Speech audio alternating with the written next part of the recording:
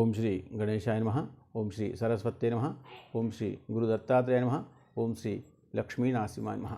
శుభం టీవీ ప్రేక్షకులకి నమస్కారం.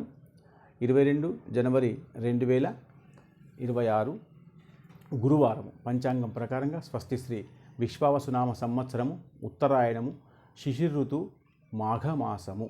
అయితే ఈరోజు బ్రాహ్మీ ముహూర్తము తెల్లవారి 4:11 నుంచి తెల్లవారి 5:27 వరకు. ఈరోజు సూర్యోదయము ఉదయము 6:33 సూర్యాస్తమయము సాయంత్రం 5:41. ఈరోజు తిథి శుద్ధ చవితి రాత్రి 1:35 వరకు. దాని తర్వాత పంచమి వస్తుంది.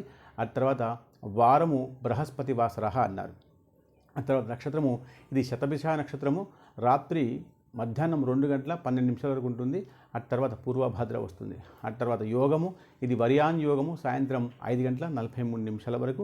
ఆ తర్వాత పరిఘ యోగము వస్తుంది. ఆ తర్వాత కరణము ఇది వనజకరణము మధ్యాహ్నం 1:55 వరకు ఉంటుంది. దాని తర్వాత భద్ర ఇది రాత్రి 1:35 వరకు ఉంటుంది. శుభ సమయము ఉదయం 6:35 నుండి ఉదయం 7:31 వరకు. దాని తర్వాత రాహుకాలము ఇది మధ్యాహ్నం 1:30 నుండి మధ్యాహ్నం 3 గంటల వరకు ఉంటుంది. ఆ తర్వాత యమగండము ఉదయం 6 నుంచి ఉదయం 7:30 వరకు ఉంటుంది. దాని తర్వాత మీకు వర్జం వస్తుంది రాత్రి 8:31 నుండి రాత్రి 10:06 వరకు. దాని తర్వాత అమృత ఘడియలు ఇది ఉదయం 6:57 నుండి ఉదయం 8:33 వరకు ఉంటుంది. అయితే ఈరోజు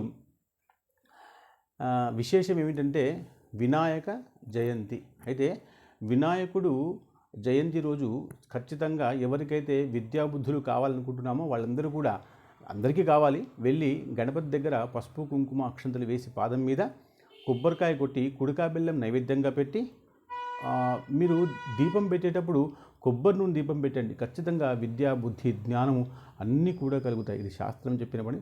శ్రద్ధగా చేయండి. శుభం.